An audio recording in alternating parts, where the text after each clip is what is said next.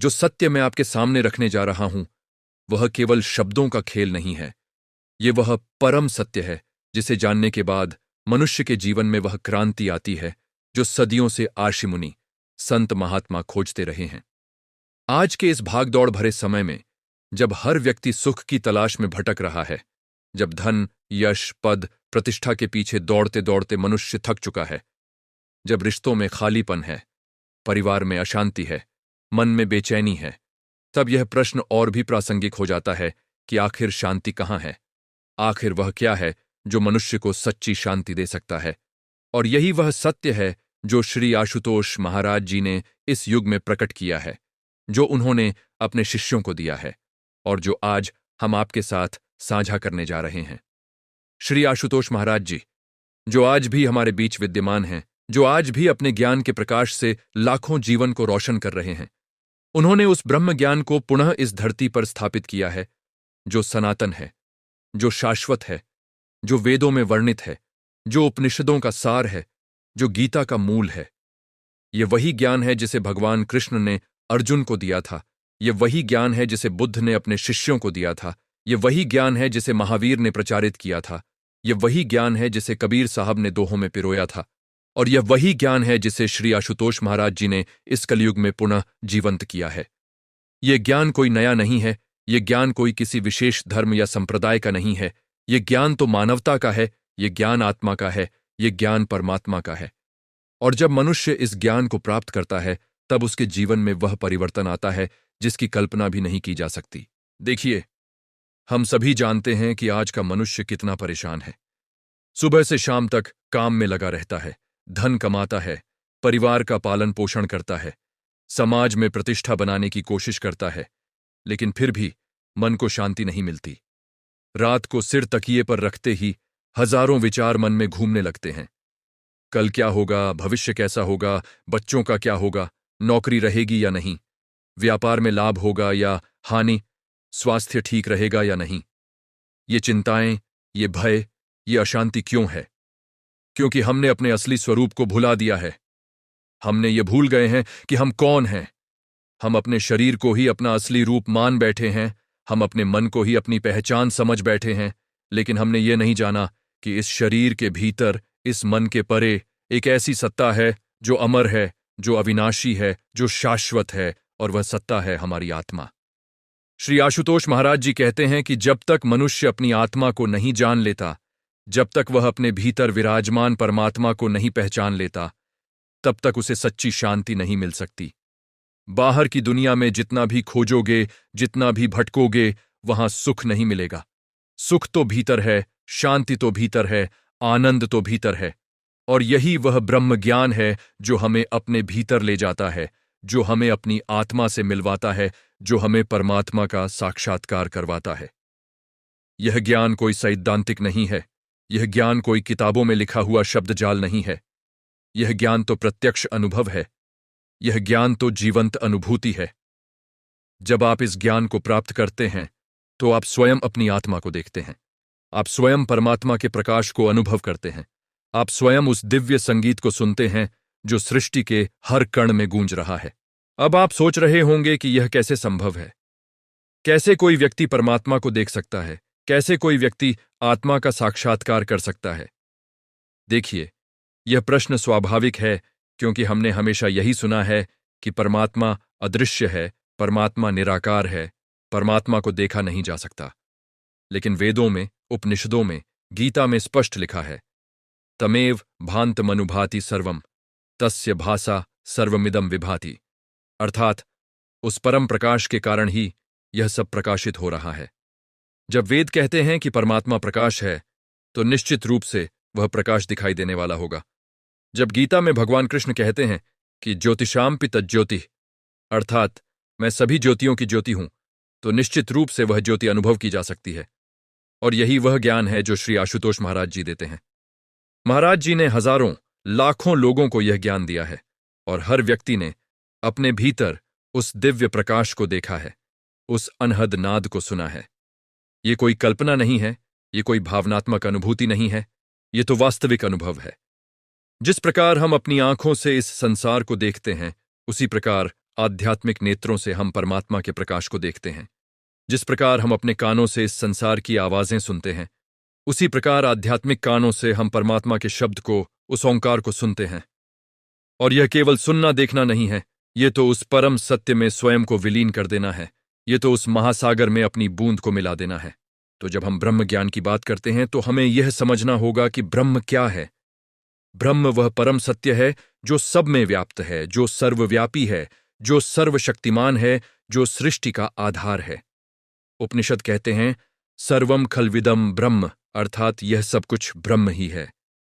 जो कुछ भी दिखाई दे रहा है, जो कुछ भी अनुभव हो रहा है, वह सब ब्रह्म का ही विस्तार है। लेकिन फिर प्रश्न उठता है कि यदि सब कुछ ब्रह्म है तो फिर हम दुख क्यों भोगते हैं, हम अशांति क्यों अनुभव करते हैं, हम भय क्यों महसूस करते हैं? इसका उत्तर है अज्ञान। हम अपने असली स्वरूप को भूल गए हैं, हमने अपने ब्रह्म स्वरूप को भुला दिया है, और इसी अज्ञान के कारण हम इस संसार के चक्र में फंसे हुए हैं, जन्म मरण के चक्र में घूम रहे हैं।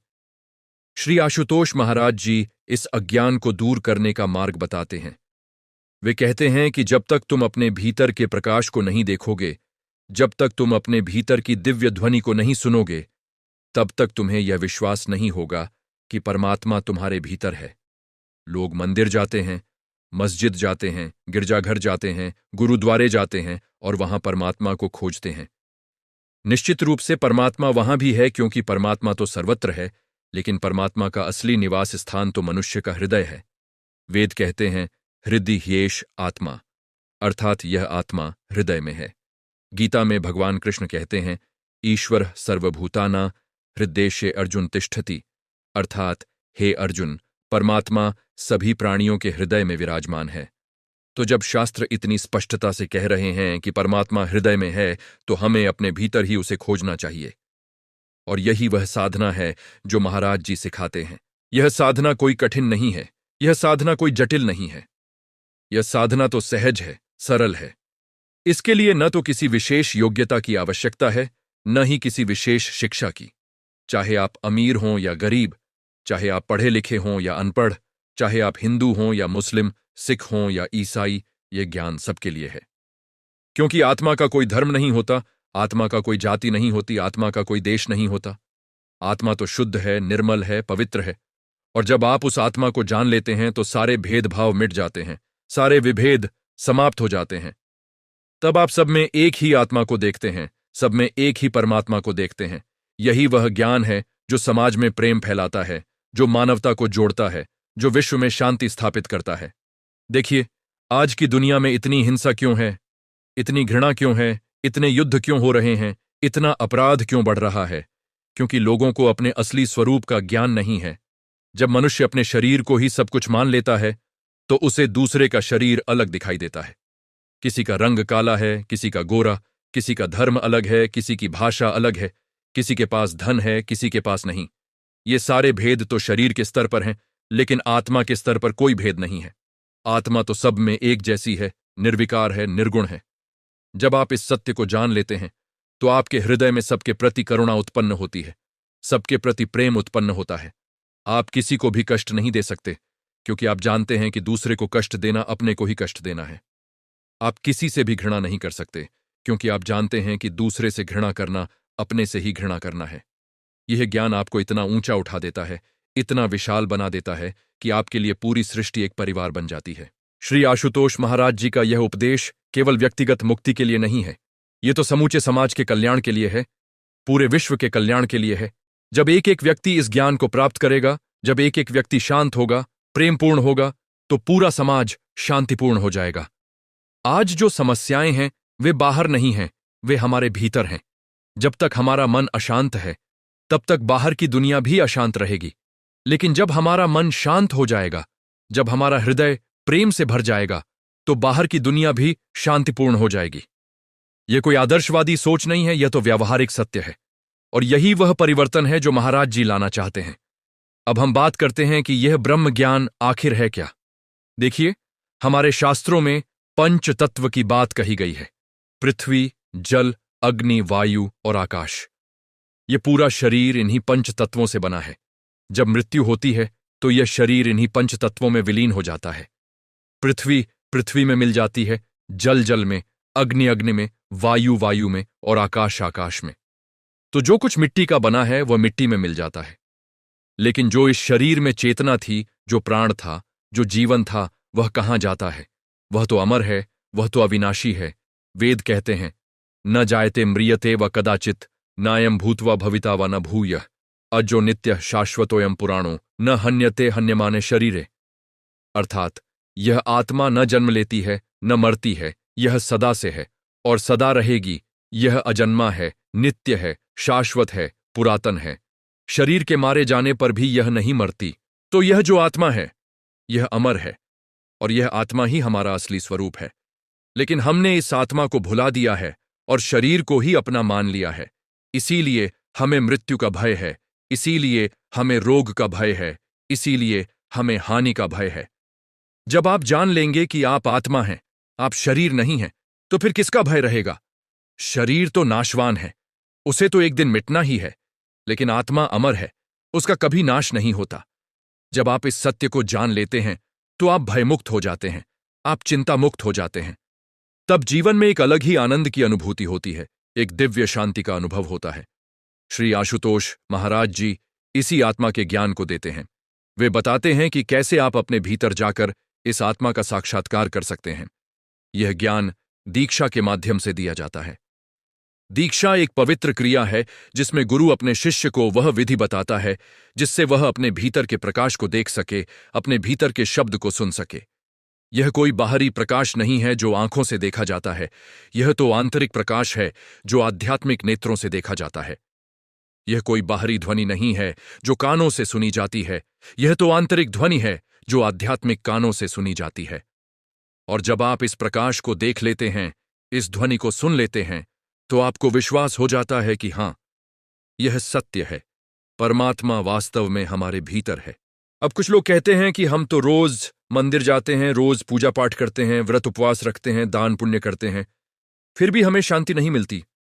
देखिए, यह सब करना अच्छा है, यह सब जरूरी भी है। मंदिर जाना, पूजा करना, दान देना, ये सब अच्छे कर्म हैं और इनसे पुण्य मिलता है। लेकिन यदि आप परम शांति चाहते हैं, यदि आप मुक्ति चाहते हैं, तो केवल इन बाहरी क्रियाओं से काम नहीं चलेगा। आपको अपने भीतर जाना होगा, आपको आत्मा का साक्षात्कार करना होगा। गीता में भगवान कृष्ण कहते हैं, यदा यदा हि धर्मस्य ग्लानिर्भवति भारत, अभ्युत्थानम अधर्मस्य तदात्मानम सृजाम्यहम्। जब जब धर्म की हानि होती है और अधर्म बढ़ता है, तब तब मैं इस धरती पर अवतार लेता हूं। लेकिन वे यह भी कहते हैं, योगिनाम्पि सर्वेषां मद्गतेनान्तरात्मना श्रद्धावान भजते यो मां समे युक्ततमो मतः। अर्थात सभी योगियों में भी जो मुझे अपने अंतर में देखता है, वही सबसे श्रेष्ठ योगी है। तो बाहरी क्रियाओं के साथ साथ आंतरिक साधना भी जरूरी है, और यही वह साधना है जो महाराज जी सिखाते हैं। जब आप ध्यान में बैठते हैं, जब आप अपने भीतर उस दिव्य प्रकाश को देखते हैं, तो वह अनुभव इतना गहरा होता है, इतना परिपूर्ण होता है कि सारे शब्द छोटे पड़ जाते हैं। उस अनुभव को शब्दों में व्यक्त नहीं किया जा सकता, उसे तो केवल अनुभव किया जा सकता है।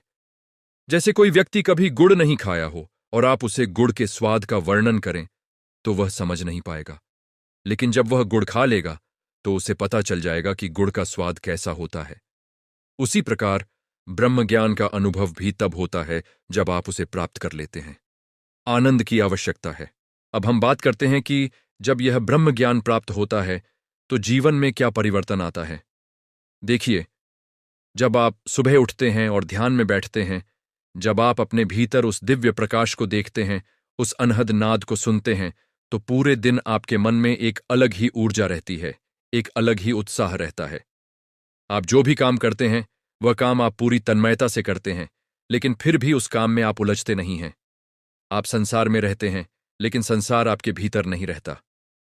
कमल का पुष्प जल में रहता है, लेकिन जल उसे छू नहीं पाता।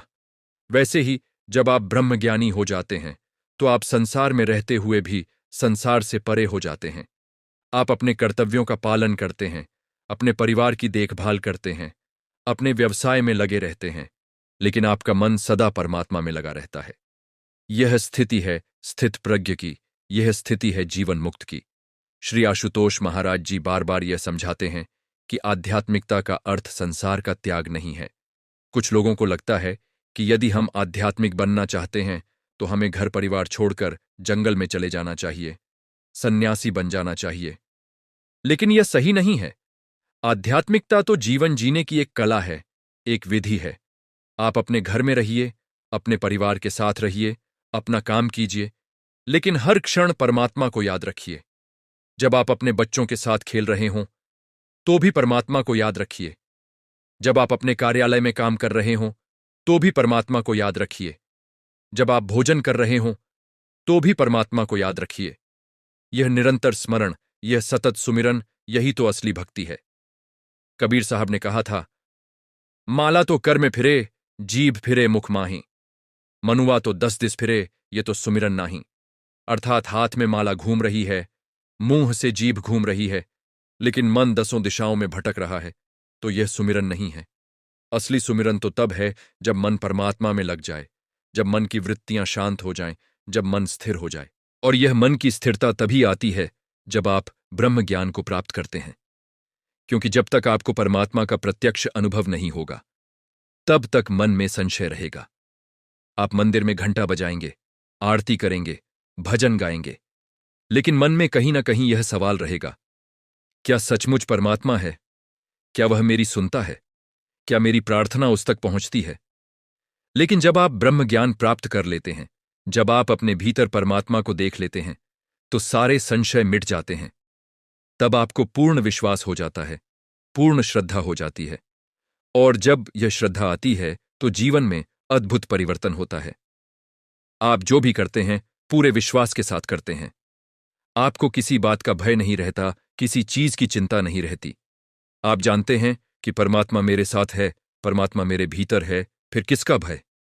महाराज जी अपने प्रवचनों में बताते हैं कि जीवन में 3 प्रकार के दुख होते हैं, आधिदैविक, आधिभौतिक और आध्यात्मिक। आधिदैविक दुख वे हैं जो प्राकृतिक आपदाओं से आते हैं, बाढ़, सूखा, भूकंप, तूफान।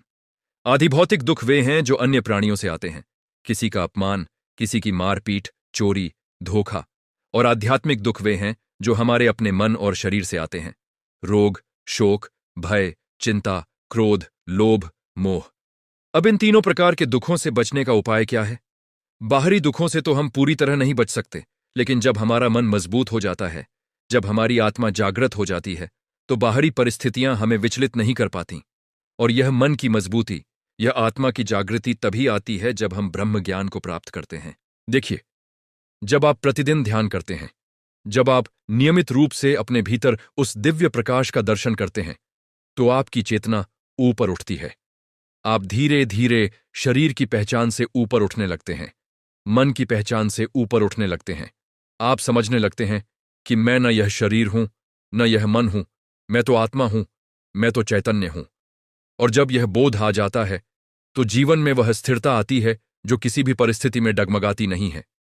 सुख आए या दुख, लाभ हो या हानि, प्रशंसा मिले या निंदा, आप समान रहते हैं।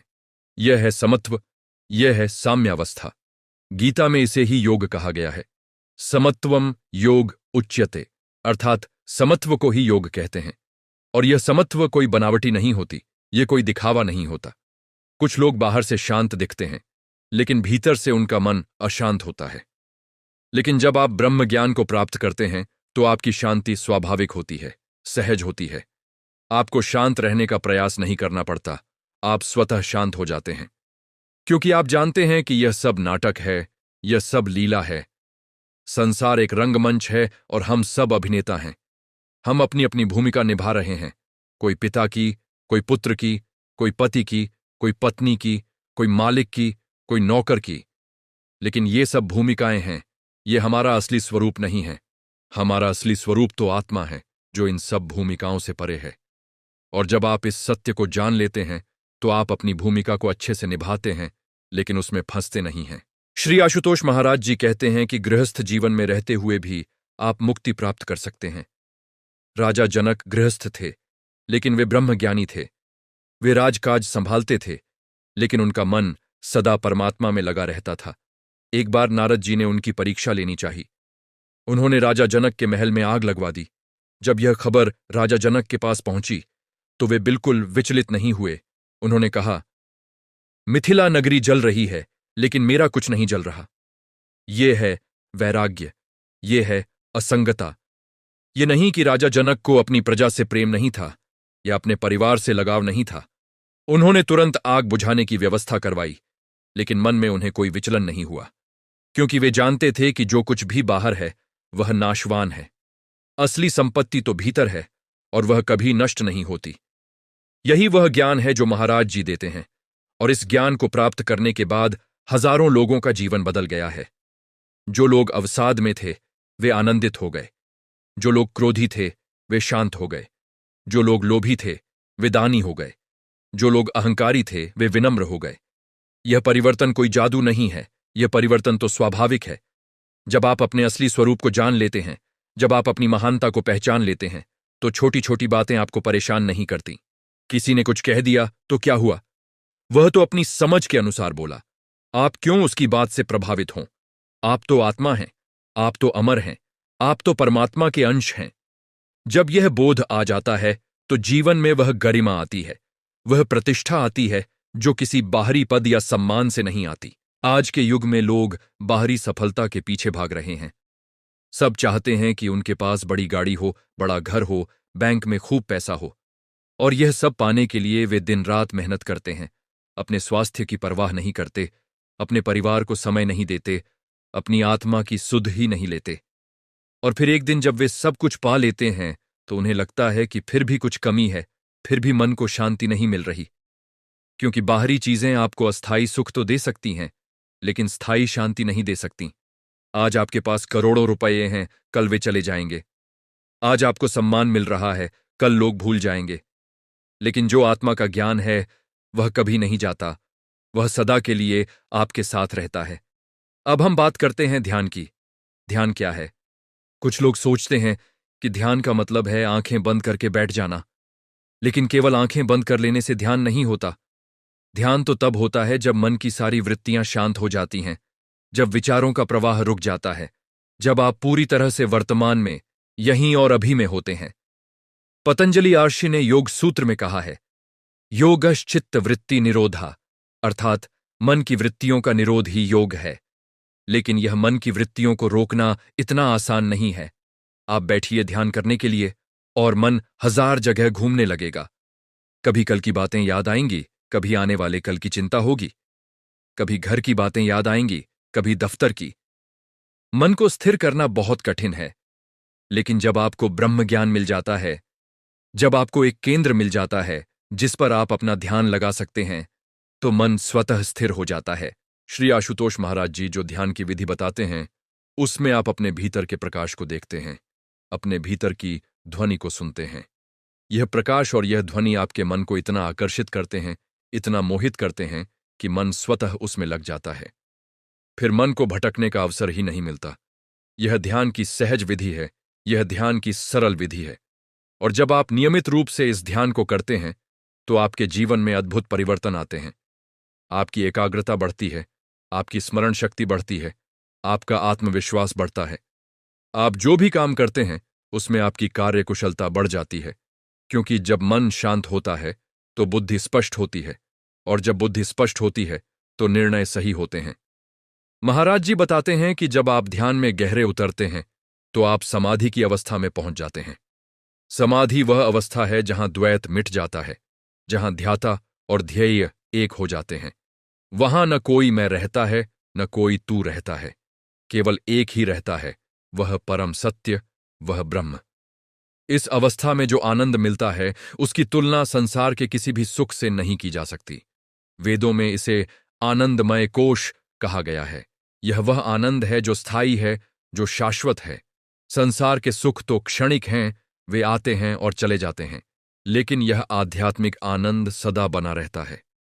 एक बार जब आपने इसे छक लिया तो फिर संसार के सुख आपको फीके लगने लगते हैं।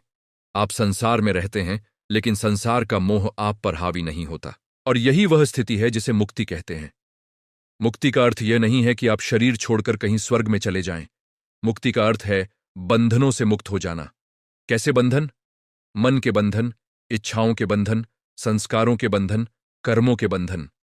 जब तक ये बंधन है, तब तक आप स्वतंत्र नहीं हैं। आप सोचते हैं कि आप स्वतंत्र हैं, लेकिन वास्तव में आप बंधे हुए हैं।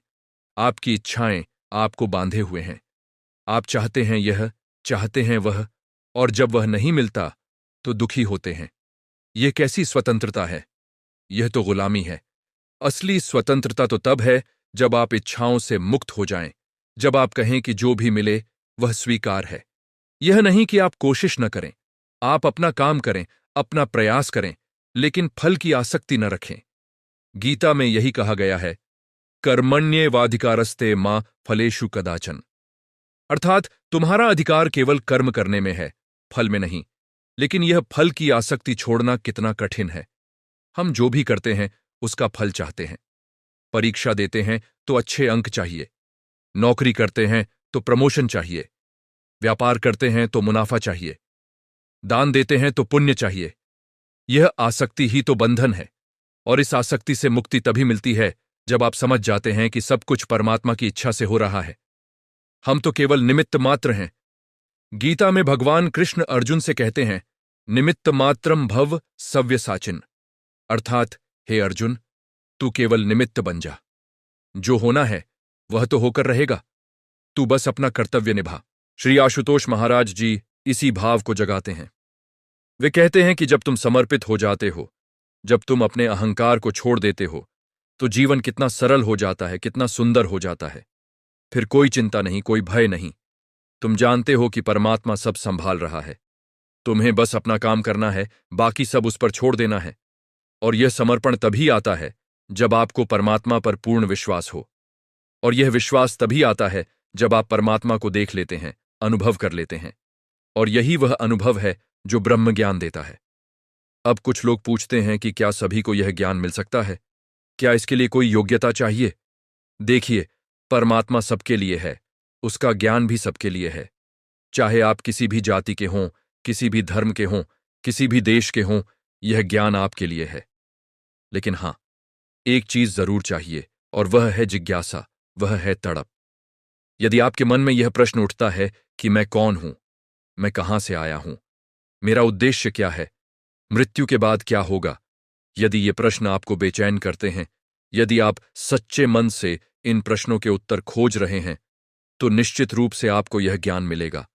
कबीर साहब ने कहा था, जब मैं था तब हरि नहीं, अब हरि है मैं नाही। सब अंधियारा मिट गया, जब दीपक देखा माही। जब तक अहंकार है, जब तक मैं मेरे की भावना है, तब तक परमात्मा नहीं मिलता। लेकिन जब यह मैं मिट जाता है तो परमात्मा मिल जाता है। और यह मैं कैसे मिटे, यह अहंकार कैसे जाए? यह तभी संभव है जब आप गुरु की शरण में जाएं। गुरु वह है जो आपके अज्ञान का अंधकार मिटा दे, जो आपको ज्ञान का प्रकाश दे। कबीर साहब ने कहा था, गुरु गोविंद दोऊ खड़े, काके लागू पाइयां, बलिहारी गुरु आपने, गोविंद दियो बताए। अर्थात, यदि गुरु और भगवान दोनों सामने खड़े हों तो मैं किसके चरण छूं? लेकिन मैं अपने गुरु के चरण छूता हूं, क्योंकि गुरु ने ही मुझे भगवान का रास्ता दिखाया। गुरु का महत्व इतना अधिक है क्योंकि गुरु ही वह है जो आपको आपके भीतर के परमात्मा से मिलवाता है। गुरु कोई बाहरी व्यक्ति मात्र नहीं है। गुरु तो वह शक्ति है जो आपको अंधकार से प्रकाश की ओर ले जाती है, जो आपको मृत्यु से अमृता की ओर ले जाती है, जो आपको असत्य से सत्य की ओर ले जाती है। वेदों में कहा गया है, अस्तो मां सद्गमय, तमसो मां ज्योतिर्गमय, मृत्योर्मा अमृतम गमय। यही तो गुरु का कार्य है। श्री आशुतोष महाराज जी इस युग में वही भूमिका निभा रहे हैं। वे लाखों लोगों को अंधकार से प्रकाश की ओर ले जा रहे हैं। उनका मार्ग सरल है, सहज है। वे कहते हैं कि तुम्हें कहीं दूर नहीं जाना है, तुम्हें अपने भीतर ही जाना है। तुम्हें कठिन तपस्या नहीं करनी है, बस नियमित रूप से ध्यान करना है। तुम्हें संसार का त्याग नहीं करना है, बस संसार में रहते हुए परमात्मा को याद रखना है। यह मार्ग इतना सरल है कि कोई भी इसे अपना सकता है। छोटा बच्चा हो या बूढ़ा व्यक्ति, स्त्री हो या पुरुष, पढ़ा लिखा हो या अनपढ़, अमीर हो या गरीब, स्वस्थ हो या रोगी, सभी इस मार्ग पर चल सकते हैं, क्योंकि यह मार्ग बाहरी परिस्थितियों पर निर्भर नहीं करता। यह मार्ग तो भीतरी यात्रा का है। और जब आप इस यात्रा पर निकलते हैं तो आप पाते हैं कि हर कदम पर नए अनुभव होते हैं, नई खोजें होती हैं। शुरुआत में जब आप ध्यान करते हैं तो मन बहुत भटकता है। विचारों का तूफान चलता रहता है। लेकिन धीरे धीरे जैसे जैसे आप अभ्यास करते जाते हैं, मन शांत होने लगता है, विचारों की संख्या कम होने लगती है। और एक दिन ऐसा आता है जब मन पूरी तरह से शांत हो जाता है, जब विचारों का प्रवाह पूरी तरह से रुक जाता है। उस क्षण में आप अपने असली स्वरूप को जान लेते हैं। वह क्षण अवर्णनीय है, वह क्षण अतुलनीय है। उस क्षण में आप समझ जाते हैं कि यही तो मैं खोज रहा था, यही तो मुझे चाहिए था। सारी खोज समाप्त हो जाती है, सारी जिज्ञासा मिट जाती है। आप पूर्ण हो जाते हैं, आप तृप्त हो जाते हैं। महाराज जी कहते हैं कि यह पूर्णता, यह तृप्ति हर व्यक्ति का जन्मसिद्ध अधिकार है। परमात्मा ने हर व्यक्ति को यह क्षमता दी है कि वह अपने भीतर जाकर इस सत्य को जान सके। लेकिन हम अपनी इस क्षमता को भूल गए हैं। हम बाहर की दुनिया में इतने उलझ गए हैं कि हमें अपनी भीतरी दुनिया का पता ही नहीं चल रहा। हम दूसरों को खुश करने में इतने व्यस्त हैं कि हम अपने आप को ही भूल गए हैं। हम समाज की अपेक्षाओं को पूरा करने में इतने लगे हैं कि हम अपनी आत्मा की पुकार सुन ही नहीं पा रहे। लेकिन यह आत्मा की पुकार कभी बंद नहीं होती। यह हमेशा हमें बुलाती रहती है, हमेशा हमें याद दिलाती रहती है कि तुम कौन हो, तुम्हारा असली घर कहाँ है। और जब आप इस पुकार को सुन लेते हैं, जब आप इस बुलावे का जवाब दे देते हैं, तो आपकी जिंदगी में एक नया अध्याय शुरू होता है। यह अध्याय है आध्यात्मिक जागरण का, यह अध्याय है आत्म साक्षात्कार का। और इस अध्याय में आप पाते हैं कि जिंदगी कितनी सुंदर है, कितनी अद्भुत है। हर पल एक उत्सव है, हर श्वास एक प्रार्थना है। आप जहां भी देखते हैं वहां परमात्मा ही दिखाई देता है। फूलों में, पेड़ों में, पक्षियों में, जानवरों में, मनुष्यों में, सब में वही एक चेतना दिखाई देती है। यह दृष्टि है साक्षी भाव की, यह दृष्टि है समदर्शी की। जब आपकी यह दृष्टि खुल जाती है तो आप किसी में ऊंच नीच नहीं देखते, किसी में भेदभाव नहीं देखते। सब एक हैं, सब समान हैं। अब हम बात करते हैं उन व्यावहारिक परिवर्तनों की जो ब्रह्म ज्ञान प्राप्त करने के बाद जीवन में आते हैं। देखिए, जब आप सुबह उठते हैं और ध्यान करते हैं तो पूरे दिन आपके मन में एक स्थिरता रहती है। छोटी छोटी बातें आपको परेशान नहीं करती। यातायात में फंस गए तो भी आप शांत रहते हैं। दफ्तर में काम का दबाव है तो भी आप धैर्य बनाए रखते हैं। घर में कोई समस्या आ जाए तो भी आप समाधान खोज लेते हैं, क्योंकि आपके भीतर एक ऐसा केंद्र है जो कभी डगमगाता नहीं, जो हमेशा स्थिर रहता है। बाहर की परिस्थितियां चाहे कैसी भी हों, आपका भीतरी केंद्र अप्रभावित रहता है। महाराज जी बताते हैं कि जब आप नियमित रूप से ध्यान करते हैं तो आपके संबंध भी सुधरने लगते हैं। पति पत्नी के बीच में जो कलह होती है वह कम हो जाती है। माता पिता और बच्चों के बीच में जो दूरी होती है वह मिट जाती है। दोस्तों के बीच में जो गलतफहमियां होती हैं वे दूर हो जाती हैं। क्योंकि जब आपका मन शांत होता है तो आप दूसरों को समझने की कोशिश करते हैं। आप उनकी भावनाओं को महसूस करते हैं, उनकी परेशानियों को समझते हैं। आप अपने अहंकार को किनारे रखकर उनकी बात सुनते हैं। और जब आप ऐसा करते हैं तो रिश्ते मजबूत होते हैं, प्रेम बढ़ता है, विश्वास बढ़ता है। और यह केवल पारिवारिक संबंधों में ही नहीं, आपके सामाजिक संबंधों में भी यह परिवर्तन दिखाई देता है। आप अपने पड़ोसियों के साथ बेहतर व्यवहार करते हैं, अपने सहकर्मियों के साथ बेहतर तालमेल बिठाते हैं। आप समाज में एक सकारात्मक ऊर्जा फैलाते हैं। लोग आपके पास आना पसंद करते हैं क्योंकि आपके साथ रहकर उन्हें शांति मिलती है, उन्हें सुकून मिलता है। आप बिना कुछ कहे, बिना कुछ किए, केवल अपनी उपस्थिति से ही दूसरों को प्रभावित करते हैं। यह है संत की महिमा, यह है ब्रह्मज्ञानी का प्रभाव। श्री आशुतोष महाराज जी के हजारों शिष्य हैं जो देश विदेश में रहते हैं। वे सभी अपने अपने क्षेत्र में इस ज्ञान को फैला रहे हैं। कोई डॉक्टर है तो वह अपने मरीजों को केवल दवाई नहीं देता, उन्हें आध्यात्मिक सांत्वना भी देता है। कोई शिक्षक है तो वह अपने विद्यार्थियों को केवल पुस्तकीय ज्ञान नहीं देता, उन्हें जीवन का ज्ञान भी देता है। कोई व्यापारी है तो वह अपने व्यापार को केवल पैसा कमाने का जरिया नहीं मानता, बल्कि समाज सेवा का माध्यम मानता है। हर व्यक्ति अपनी अपनी जगह पर इस ज्ञान को जी रहा है, इस ज्ञान को बांट रहा है। और यही तो असली सत्संग है, यही तो असली सेवा है। देखिए, आध्यात्मिकता का अर्थ यह नहीं है कि आप दुनिया से भाग जाएं। आध्यात्मिकता का अर्थ है दुनिया में रहते हुए भी दुनिया से ऊपर उठ जाना। आप अपने कर्तव्यों का पालन करें, अपने दायित्वों को निभाएं, लेकिन साथ ही अपनी आध्यात्मिक साधना को भी जारी रखें। सुबह उठकर ध्यान करें, दिन भर अपने काम में लगे रहें, शाम को फिर से ध्यान करें। इस प्रकार आप संसार और आध्यात्म दोनों को साध सकते हैं, और यही है गृहस्थ आश्रम का सौंदर्य। आप परिवार के साथ रहते हैं, समाज में रहते हैं, लेकिन आपका मन परमात्मा में लगा रहता है। महाराज जी कहते हैं कि संसार एक विद्यालय है और हर परिस्थिति एक पाठ है। जब आपके साथ कुछ बुरा होता है तो वह आपको कुछ सिखाने के लिए होता है। हो सकता है वह आपके धैर्य की परीक्षा हो सकता है वह आपके विश्वास की परीक्षा हो। लेकिन यदि आप समझदारी से उस परिस्थिति का सामना करते हैं, यदि आप उससे सीख लेते हैं, तो वह परिस्थिति आपको मजबूत बना देती है। इसीलिए जीवन में जो भी आए उसे स्वीकार करें, उससे सीखें और आगे बढ़ते जाएं। यह है जीवन जीने की कला, यह है आध्यात्मिक दृष्टिकोण। और जब आप इस दृष्टिकोण से जीवन को देखते हैं तो हर चीज का अर्थ बदल जाता है। जो पहले समस्या लगती थी वह अब अवसर लगने लगती है। जो पहले दुख लगता था वह अब सीख लगने लगता है। जो पहले शत्रु लगता था वह अब गुरु लगने लगता है, क्योंकि हर चीज आपको कुछ न कुछ सिखा रही है, हर व्यक्ति आपको कुछ न कुछ बता रहा है। बस आपकी नजर बदलनी चाहिए, आपका दृष्टिकोण बदलना चाहिए। और यह दृष्टिकोण तभी बदलता है जब आप आध्यात्मिक रूप से जागृत होते हैं। अब हम बात करते हैं कर्म के सिद्धांत की। वेद कहते हैं यथा कर्म तथा फलम, अर्थात जैसा कर्म वैसा फल। ये प्रकृति का नियम है, ये ब्रह्मांड का नियम है। जो बोओगे वही काटोगे। यदि आप अच्छे कर्म करेंगे तो अच्छे फल मिलेंगे, यदि आप बुरे कर्म करेंगे तो बुरे फल मिलेंगे। यह इतना सरल है, फिर भी हम इसे भूल जाते हैं। हम सोचते हैं कि हम किसी को धोखा दे सकते हैं, किसी को नुकसान पहुंचा सकते हैं और हमें कोई परिणाम नहीं भोगना पड़ेगा। लेकिन यह संभव नहीं है। हर कर्म का फल मिलता है, चाहे आज मिले या कल मिले, चाहे इस जन्म में मिले या अगले जन्म में मिले। कर्म का हिसाब बिल्कुल सटीक है, उसमें कोई गलती नहीं होती।